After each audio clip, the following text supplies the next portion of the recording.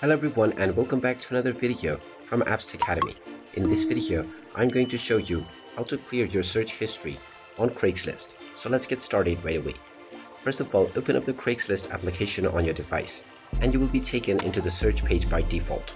Tap on the account icon, and if you haven't logged into your account already, just tap on the email box and enter your email address followed by your password to proceed with logging into your account. Once you are logged in, you will be able to browse the application once again. Go back to the account icon and you will see the Clear Search History button. Go ahead and click on it and you will be asked whether you are sure that you want to clear your search history. Click on the Clear button and now your search history will be cleared on your Craigslist account. You will now be able to browse through various different categories and products, and when you tap on the search box, you will notice that your search history does not appear anymore and you are told that you don't have any search history at all. And there you have it. That is how easy it is to clear your search history on Craigslist.